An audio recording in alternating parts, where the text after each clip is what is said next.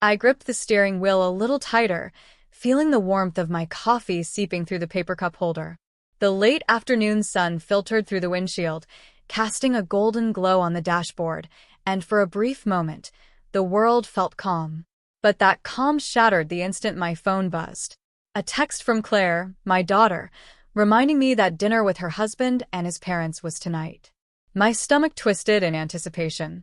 I hadn't been looking forward to this meeting for months. In fact, I'd been dreading it ever since the wedding, when their polite smiles masked a deep, unspoken contempt. I adjusted my scarf, soft cashmere brushing against my skin, and exhaled slowly. Today, I would drive to their house. Alone. I told myself it was just a visit, but a small, nagging voice in my head whispered, "They still judge you. They still think you're a failure."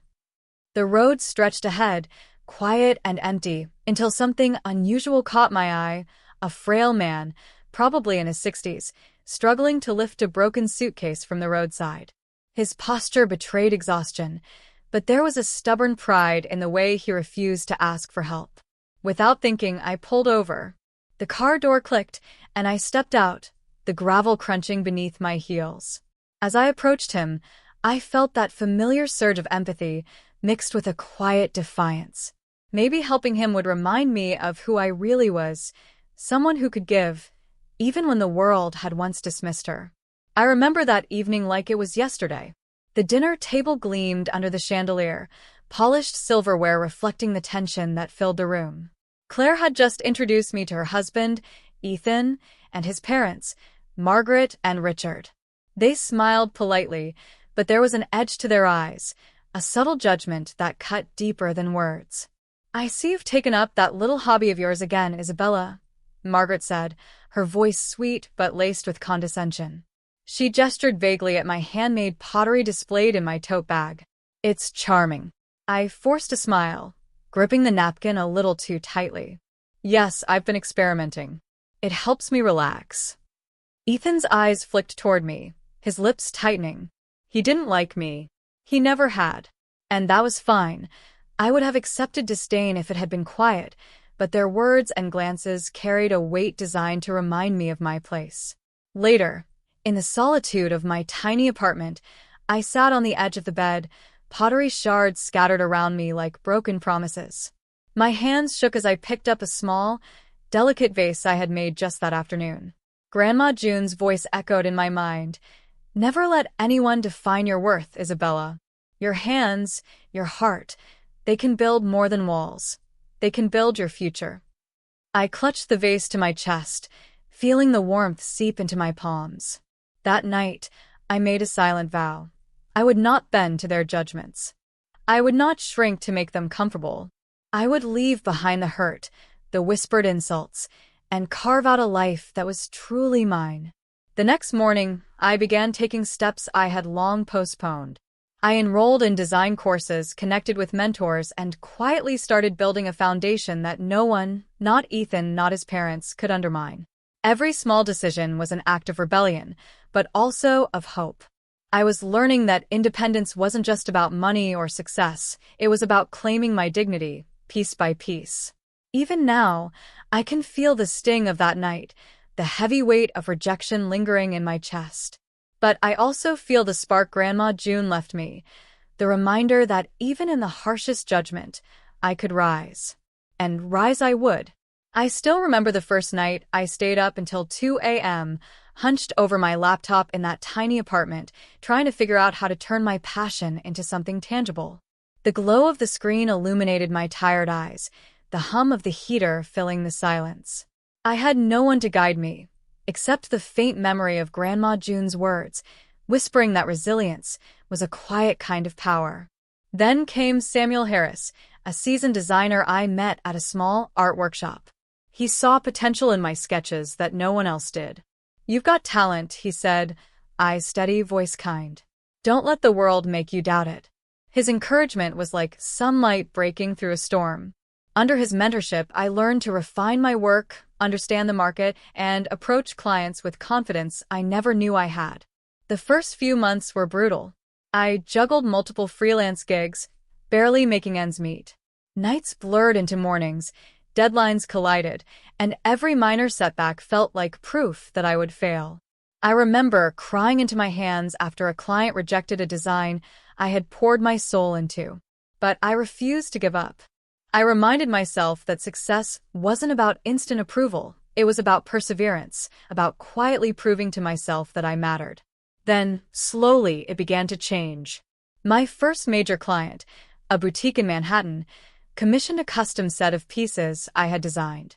The contract was modest, but the payment felt monumental. I framed that first check and pinned it above my workspace as a symbol. This was the beginning. Small wins followed: social media recognition, a feature in a local magazine, then another high-profile client. Each step added confidence, each success a quiet declaration that I was capable, independent, and untouchable by their judgments. Yet I kept it hidden. I posted minimal updates online, shared photos only of my art, never revealing the financial growth or the recognition behind the scenes. They thought I was still struggling, confined to their assumptions. And that was exactly how I wanted it. There was power in surprise, in letting them think they had the upper hand while I quietly built my empire. Looking back now, I see that these months were not just about creating art, they were about reclaiming my voice, my dignity, and my autonomy. Each design I completed was a declaration. I would not let them define me, nor would I allow past pain to dictate my future. I was becoming someone who could step into any room with quiet confidence, someone whose success could not be dismissed. And so I continued, day by day, late night by late night, always keeping my achievements just out of their view. I was patient, I was growing, and I knew the moment would come when I could finally reveal the woman I had become, the woman they had underestimated for far too long. The first weeks after my vow were a whirlwind.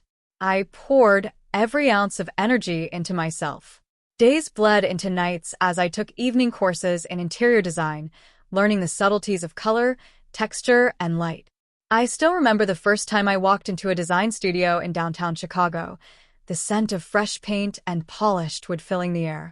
My mentor, Clara Hughes, a woman in her 50s with streaks of silver in her hair and a laugh that could fill a room, looked at me as if she could see my potential before I even knew it myself.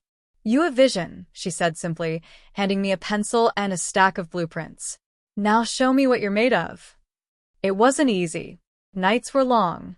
There were moments I questioned myself, staring at failed sketches or budgets that didn't balance, my hands trembling as I typed proposals in the small hours.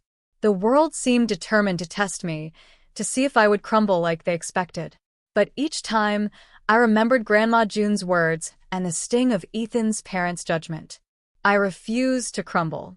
My first big break came unexpectedly. A small boutique hotel needed a full interior redesign, and they were willing to trust a relatively unknown designer. I threw myself into it, working tirelessly, sketching layouts on napkins, sourcing unique fabrics, negotiating with vendors. The moment the first client walked through the lobby and paused, eyes widening at the elegance we had created from nothing, I felt a thrill unlike any other. I was finally earning respect, not from them, but from myself. I kept my progress mostly private. Social media posts were vague, showing glimpses of projects without context. Family updates were careful, neutral. They couldn't know how far I'd come, not yet. I learned the art of subtlety, letting success grow quietly beneath their assumptions. There were struggles along the way, landlords who doubted my capacity, colleagues who dismissed me, nights when the apartment felt colder than ever and my hands ached from overwork. But every struggle was a stepping stone. Each small victory, the first profitable sale, the first commissioned artwork displayed publicly, a client's grateful handshake, was a confirmation that I was building something they could never take from me. And slowly, over months and years, I crafted more than a business. I built confidence. I built independence. I built a life so carefully, so deliberately, that it would shine brightest precisely when they least expected it. Every quiet moment of effort, every choice to rise above the insults and doubt, had been leading to this, my real moment of power, my hidden success that would one day speak louder than any judgment ever could.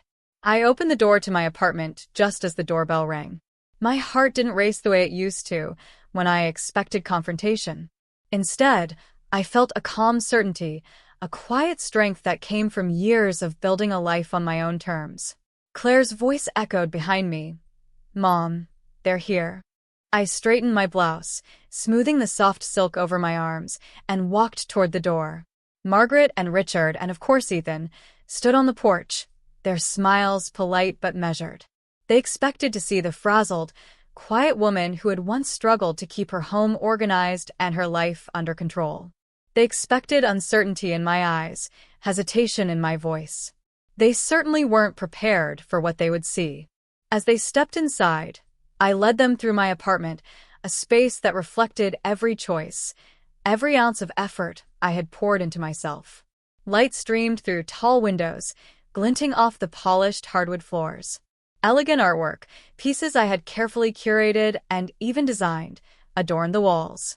My workspace, neat and professional, displayed certificates, awards, and a few discreet plaques recognizing my growing reputation as an interior designer. Each detail whispered my journey. I watched them take it all in, the slight widening of their eyes, the subtle stiffening of posture, the way Ethan's jaw tightened. I could feel the disbelief radiating off them like heat waves. Margaret's hand twitched toward her pearls, Richard's grip on his briefcase tightened, and Ethan's simply stared. Finally, I stopped in the center of the living room, letting the silence settle like a tangible thing. My voice broke it, calm and confident. "I know you didn't expect me to be here like this," I said, letting the words sink in. "But this isn't luck.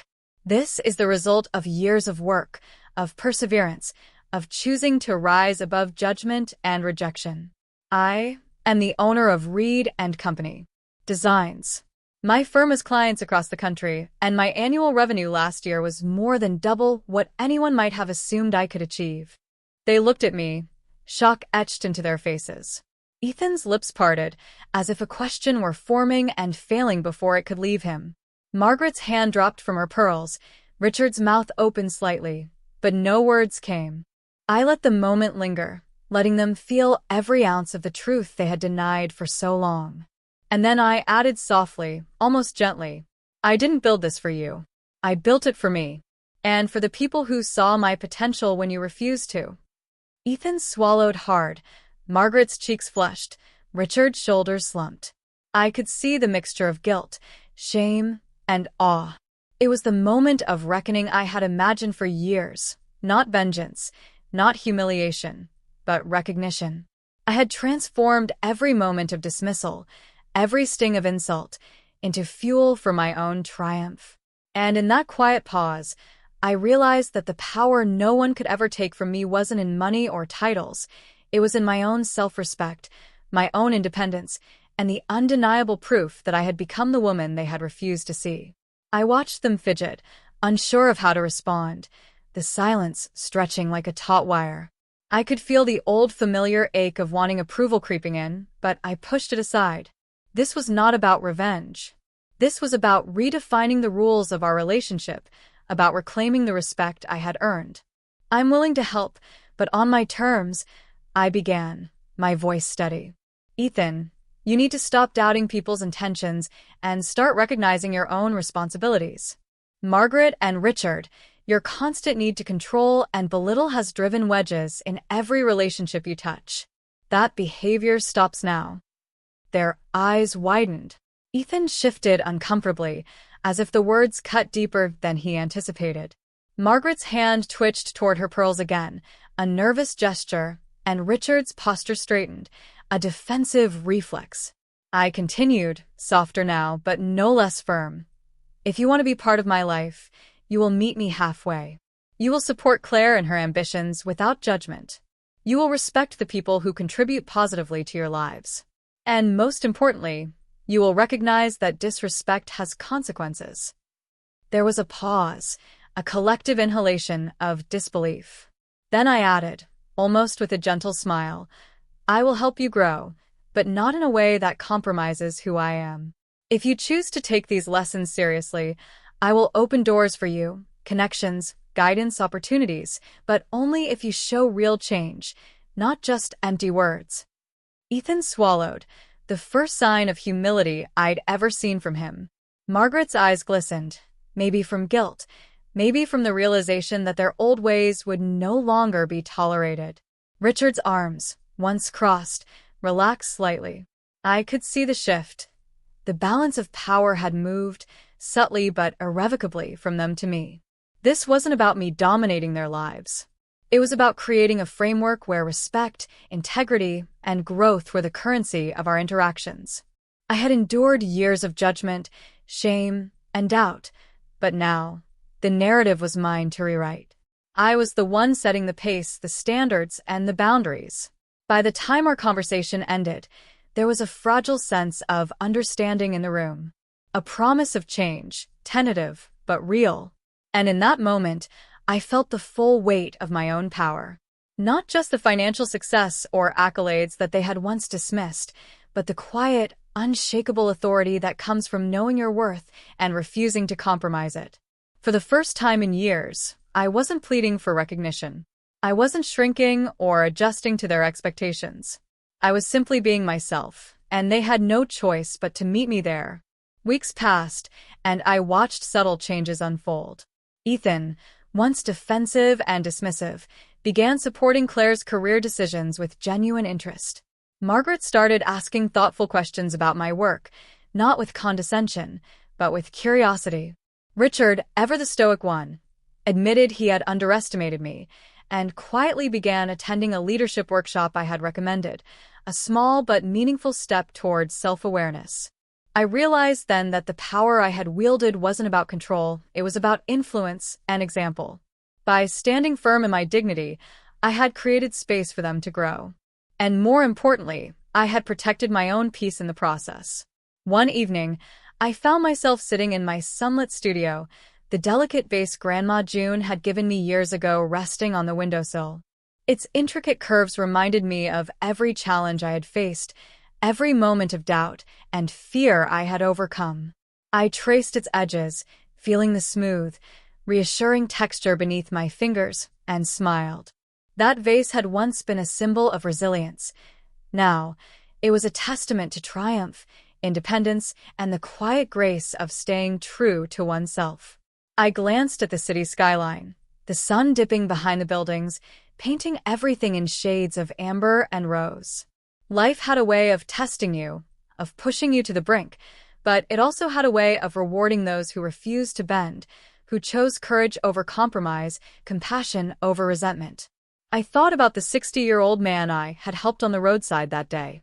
His gratitude had reminded me of the importance of kindness, even when the world expected bitterness. It was a full-circle moment, a lesson in empathy, strength, and the unpredictable ways our actions ripple through life. And in that quiet reflection, I understood the truth I had always carried deep inside, that my value is never determined by others' judgments, and my success was never meant to fit anyone else's expectations. I stood up, the soft click of my heels on the hardwood echoing like a heartbeat in the room, and whispered to myself, a voiceover only I could hear, I am enough. I am worthy. I am unstoppable. And with that, the woman who had once been dismissed, underestimated, and judged had become the woman who defined her own destiny, powerful, compassionate, and utterly free.